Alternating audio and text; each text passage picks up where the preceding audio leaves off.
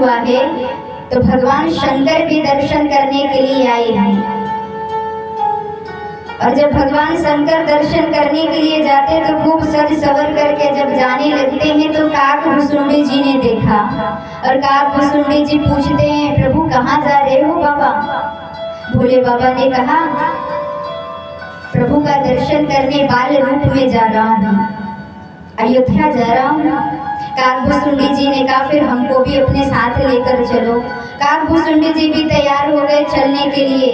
और यहाँ मैया पार्वती से भोले बाबा ये कथा सुना रहे हैं। पार्वती जी ने कहा, संसार चोरी करे वो तो समझ में आता है, लेकिन आप शिव होकर के आपने चोरी किया। आप दर्शन करने गए लेकिन आप हमको लेकर नहीं गए।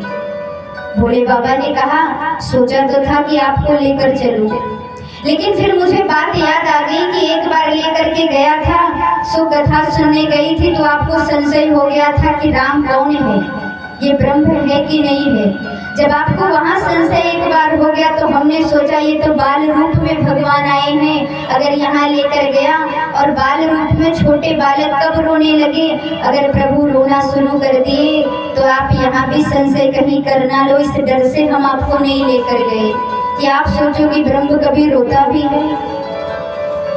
मैया पार्वती ने कहा, फिर आप गए तो कैसे गए? और आपको जाना ही था बाबा तो आप किसी और को लेकर जाते, ब्रह्मा जी को साथ लेकर गए, कौवा ही मिला था साथ जाने के लिए। भोले बाबा ने कहा, सज सवर के निकल रहे थे तो काकभुसुंडी जी मिल गए और कहने लगे हमको भी ले चलो। बाबा से आज मैया पार्वती पूछती हैं, किन प्रकार आप जाकर के बाल रूप में प्रभु का दर्शन किया? भोले बाबा ने कहा कि जैसे अयोध्या में प्रवेश करता हूँ देखता हूँ तो बाबा इतनी भीड़ वहाँ लगी थी, इतनी भीड़ लगी थी कि उस भीड़ में मैं खड़ा था और धक्का मुक्की में लाला का दर्शन करने के लिए लोग जा रहे थे। सो धक्का मुक्की करते करते हमको सरयू के किनारे लेकर ठेल दिए, सो हम वहाँ चले गए। अब जब सरयू के किनारे जाकर बाबा बैठ गए तो बाबा विचार करने लगे कि बाल रूप में प्रभु का दर्शन कैसे पाऊँ। काकभुसुंडी जी ने कहा, एक उपाय है। बोले कोई ऐसा उपाय बताओ।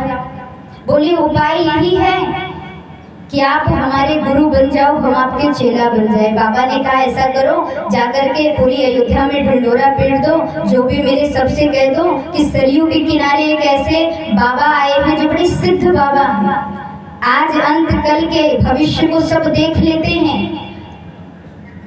अब जैसे काकभुसुंडी जी ने सुना, काकभुसुंडी जी ने देखा कि दो चार स्त्रियां बैठी हुई थी, पानी भर रही थी। सो काकभुसुंडी जी वहां पहुंच गए और बोले थोड़े जल पिला दो। सो स्त्रियों ने जल जब पिलाया तो काकभुसुंडी जी ने कहा, थोड़े हमारे कमंडल में भी डाल दो। बोले कमंडल में क्या करोगे?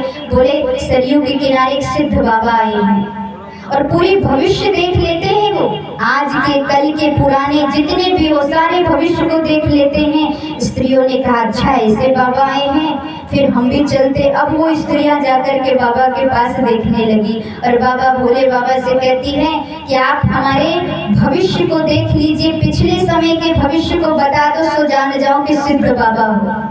बाबा ने कहा, तो बोले अच्छा 2 घंटे पहले की आप भविष्य देखो।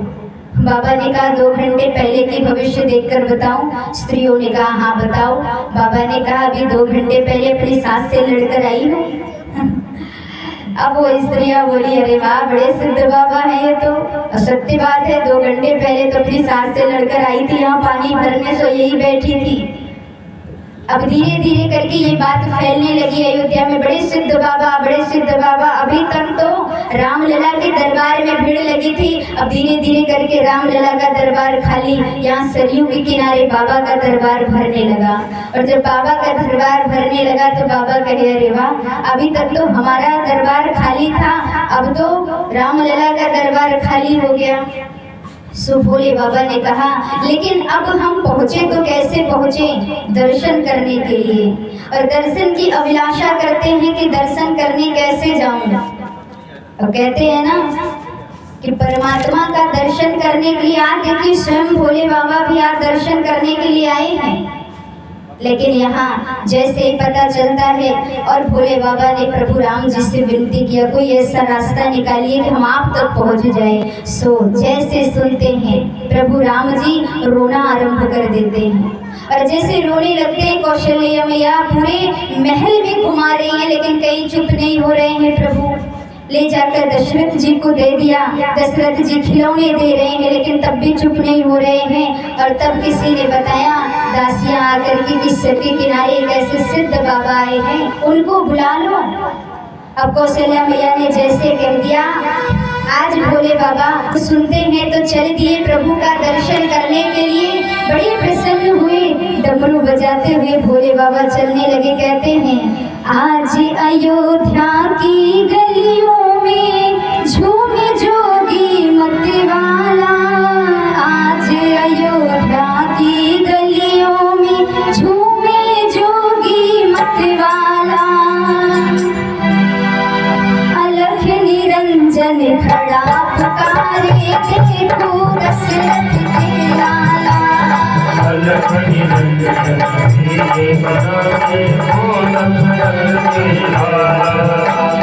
आज अयोध्या की गलियों में झूमे जोगी मतवाला, आज अयोध्या की गलियों में झूमे जोगी मतवाला, अलख निरंजन खड़ा पुकारे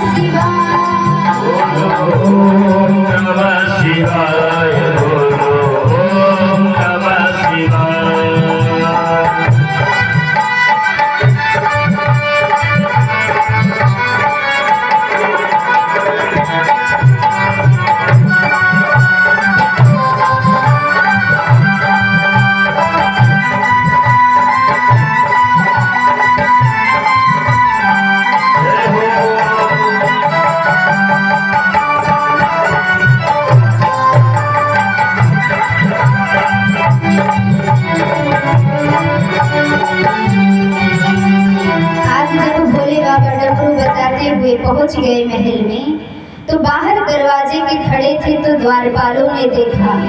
द्वारपाल ने कहा कि अंदर प्रवेश सिर्फ दो में से कोई एक ही जा सकता है। अब काकभुसुंडी जी भी साथ में खड़े। सो बाबा सोचने लगे कि अगर मैं अंदर नहीं जाऊंगा काकभुसुंडी के चक्कर में कहीं मैं भी बाहर ही ना रह सकूं। तो बाबा ने कहा ऐसा है ना कि हम गुरु हैं और ये हमारा चेला है तो हमको अंदर जाने दो। और जैसे ही बाबा चलने लगे अंदर वैसे काकभुसुंडी जी कुर्ता पहन के थे, खींचने लगे बाबा के। बोले बाबा सब जगह प्रचार हमने किया और प्रचार प्रसार करके हमने फैला दिया कि आप बहुत बड़े बाबा हो, सिद्ध बाबा हो, भविष्य भूत सब देख लेते हो। सो दर्शन करने की बारी आई तो हमको छोड़ के जा रहे हो, हमको साथ लेकर चलो नहीं तो हम बता देंगे सब। अब धमकी दे दिए काकभुसुंडी जी।